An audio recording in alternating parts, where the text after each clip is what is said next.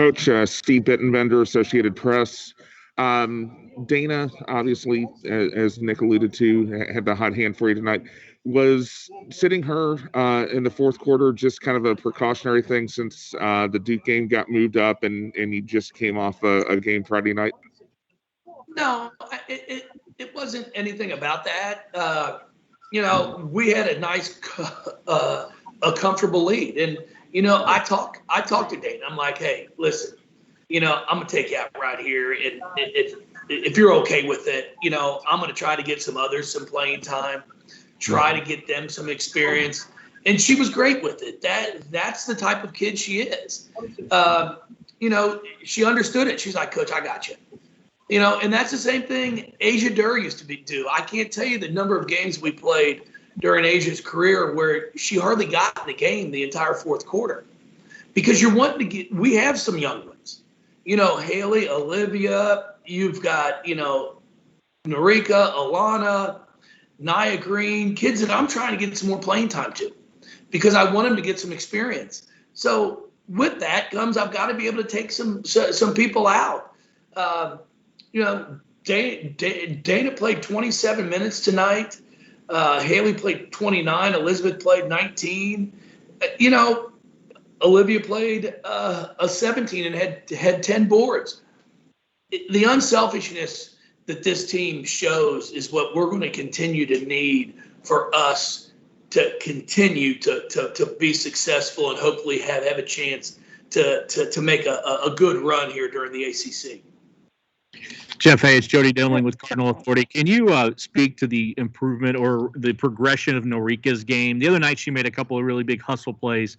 And tonight she seemed like she's getting back kind of more into the flow of the game where she was early last year.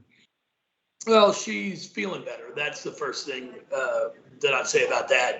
She's back. She's not 100%, but she's feeling much better physically. I've loved her game from day one. It's not real flashy. She's not going to blow by you, but she's a really good student of the game. She does a great job of following scouting reports. She's worked hard on her 3-point shot. She goes one for 2 for tonight from 3. The big area that I keep talking to Narika about, she's got to continue to just cut down her turnovers.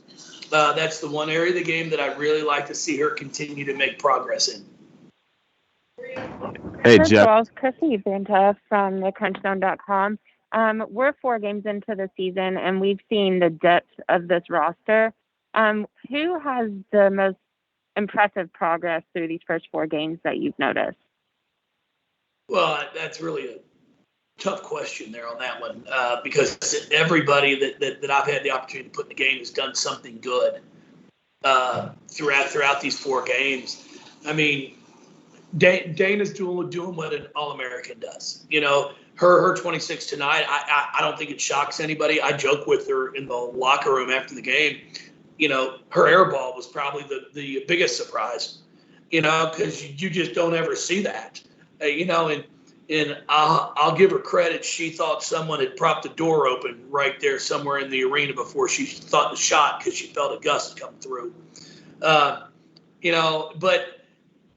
for our team, we're going to need to continue to have Olivia Cochran play inside like she has. Liz Dixon be able to play inside like she has. And then Elizabeth Balagoon, just her defensive ability and then her ability to put the ball on the floor and score. Haley Van Lith is a freshman. She still ends up with 10 tonight and 7 boards.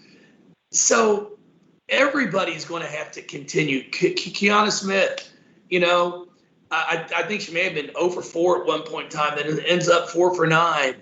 So it's going to take every single one of us to be able to continue to work together, not worry about who's playing this, who's playing that, but as long as we're getting the team win. Hey, Jeff Cameron with the Courier-Journal. You mentioned Haley. She had a rough shooting night today, but I think something that stands out, I mean, she just was locked in defensively throughout the game still, despite struggling on the offensive end. Just what does that say about her mentality that even being a freshman, that struggling offensively early doesn't really get her down like that? No, she's a competitor. I mean, she's going to go out there and play as hard as she can. She gets mad. She wants to do well. She expects every shot to go in. Same as Dana. What I've got to get them all to do is not let one mistake lead to 2 or 3. It's like we got to just stop the fouls. That's the one part of our game that we've got to get better at. We're putting people at the free throw line, with 5 minutes to go in a quarter, and you're not going to win big games by doing that.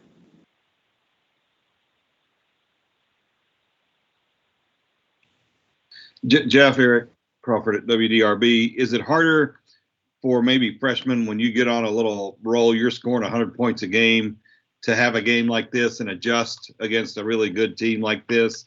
I know it sometimes can start to seem too easy, but reality hits, I guess, maybe.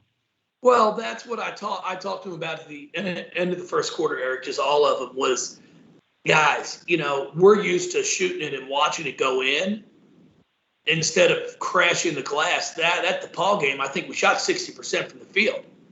So it's like every time one went up, you're like, oh, it's going in. So we didn't really crash the offensive glass against DePaul either. But the difference is we made them. And then today we go 4 for 19 in the first quarter. And I'm like, guys, this is our problem. You get a little fool's gold thinking every shot's going to go in. And when it doesn't, we got problems. So we addressed that. We talked about that. And that's something we've got to really dial into and focus on, because we've got to be able to create second chance opportunities. And then UT Martin did a great job today, guys. I mean, they only ended up with 3 offensive boards because every time they shot, they were getting back on defense. They didn't want us to be able to score in transition.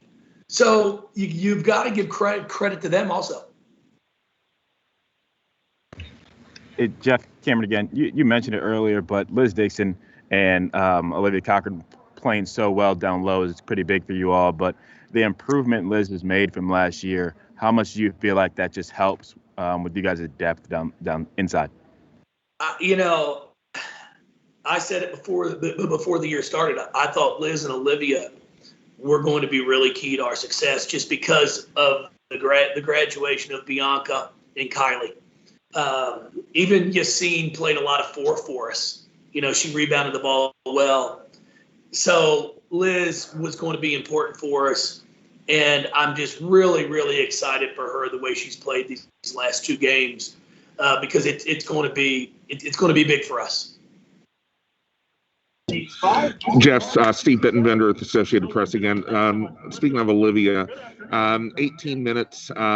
Is this more about getting her in condition, to play longer minutes, or is it more of just having a rotation with her and Liz? Well, I mean, again, depending on score, I mean, she could have easily played. I don't think she played much in the fourth quarter at all. She easily could have sat there and played another 5-6 minutes in the fourth quarter, which puts her up to about 23 or 24 minutes. So, I wouldn't look a whole bunch at minutes played right now because of some of the scores that we've had. Our DePaul game, she didn't play a minute in the fourth quarter. So as we continue to go, Olivia's in pretty good shape. She's going to be able to get up and down the floor and play for us. I would not have a problem playing her 24, 25 minutes a night if needed. Hey, Jeff, this is Tyler Griever from WHS 11 in Louisville. At the end of the first half, Haley got that steal and was able to draw a foul at half court to get 3 free throws. How impressive is it to see a freshman have that kind of presence of mind to even try and draw a foul there in that situation? No, she has a very high basketball IQ. There's no question about it. The success that she's had, it comes from a lot of hard work. And then, the international experience she has been able to gain from playing with the U18, U17 teams, and then the 3-on-3 world championships that she played in. All of those experiences are paying off for her now. You can't put a price tag on playing on an international stage against some of the world's best. So it's definitely a benefit for her. And, that's one of the things that we're very fortunate about is you've got a kid like Haley and Dana and Alana, Kiana, Mikasa. I thought she played great tonight again. Everybody worries about, she's got to score. Guys, we scored 85 points. I keep telling people, not everybody's going to score 15 to 20. That's not what every team needs. Kasa's in that gym working, but what she gives me, 3 assists, 1 turnover, 5 boards in 12 minutes of play. But what she's got to do is she's got to stop fouling. That's what I've told her. I need her on the floor when we start playing these ACC games because of the experience that she has. Anything else for Jeff, Coach? Yeah, Jeff Cameron again. Obviously, you played a really good DePaul team in Connecticut. You come back, you play a really good UT Martin team. You feel like those 2 games have prepared this group pretty well going into ACC play next week? Yeah, I do. I mean, really pleased in all 4 of the non-conference games that we've had because of the style of play. SEMO had a very dynamic guard that scored 22 or 23 on us. And then we played Eastern Kentucky, and Sam Williams is running a 5-out spread offense where it's going to make our post players get out and defend. And then we go up and play DePaul, who's up and down the floor pressing for 90 minutes, 40 minutes. Sorry about that. It felt like 90. And then you sit here and you've got a UT Martin team that also spreads the floor, but then the Perry kid's a big-time player, and you've got to really be able to defend someone who's got some size, can step out and knock down threes. So, yeah, I think all 4 of these games are going to be a benefit to us.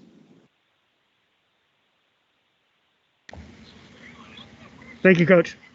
I sure appreciate it, everybody. Thank you, guys. Thanks, everybody.